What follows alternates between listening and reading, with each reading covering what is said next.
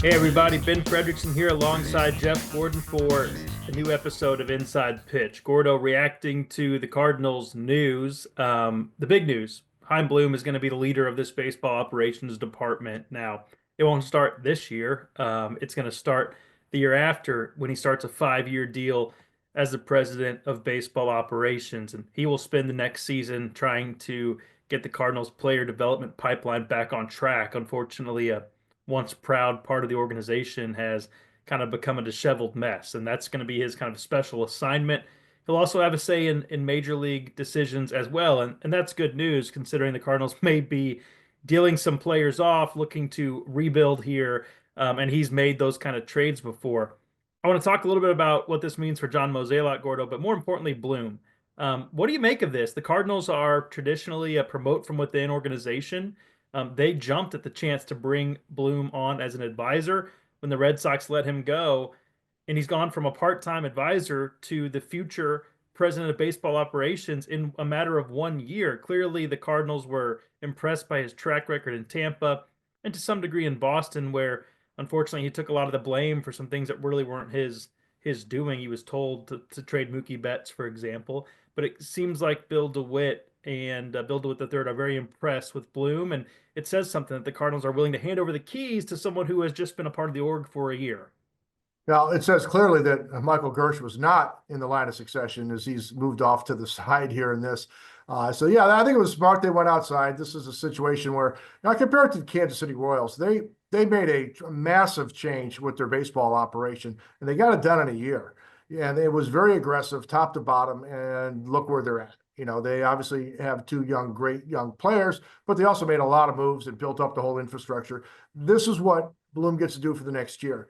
And he doesn't have to wear what happens this year. John Mozeliak gets to wear whatever happens this year, which might not be very pretty. None of that's his concern. He builds up the infrastructure. He remakes the baseball operation the way he wants it. And then after all the pain of this upcoming year, he can step in, be welcomed by the fans and everybody. And he moves on with 5 years to reestablish the organization. Part of me says this idea that Bloom could use another year of seasoning. I'm just not buying it. He's ran the Red Sox. He's ran Tampa Bay.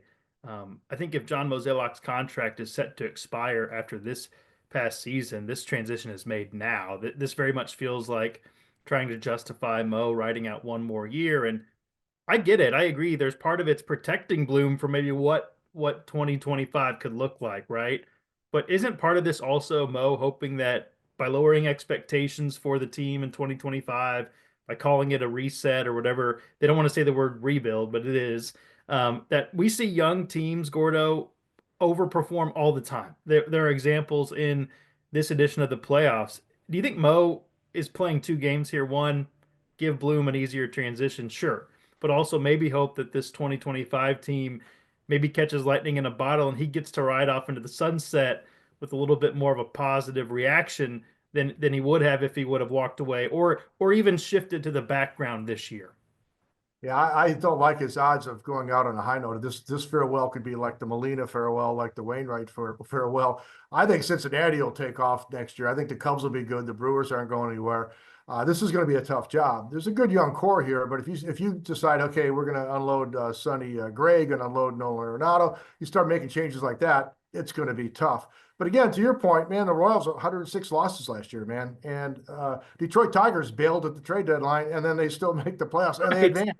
right. So with some really good young players. So no, I just think at the end of the day, I mean, they could have just made Mo the special advisor, finished out his contract that way. That would have made more sense. He doesn't have to be kicked to the curb. He could have just been, DeWitt's right-hand man, both DeWitts, and let Chaim take over. But egos being what they are, and DeWitt's loyalty being what it is, here we are. And Yeah. again, there's a lot of work that needs to be done, and so I think Bloom will have plenty to keep busy.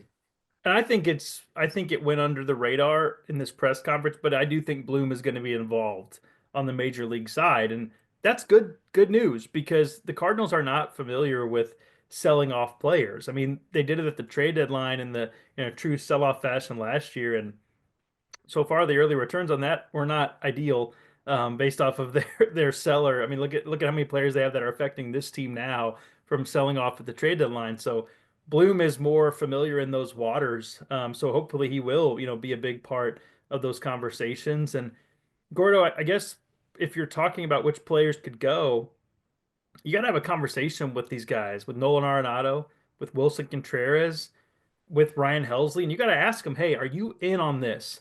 Do you want to be a part of kind of helping this young core grow up and maybe, who knows, maybe be more competitive than people think sooner?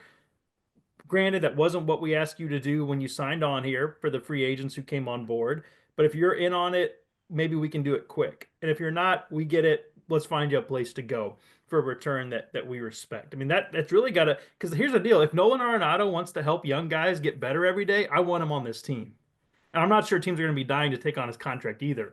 But if he's saying, "Look, I don't want to be a part of this," I mean, we've heard his opinion on young players. It's not he doesn't love a clubhouse full of young guys. If he's got a negative perception of what this looks like, I want him gone because it's going to kill your culture. And I'm not calling him, a malcontent, but that's not what he signed up for. He left the Rockies because he thought he wanted to have a chance to be in it every year. So if a guy like that wants out, you're better off probably getting the best return you can for him and pulling the trigger.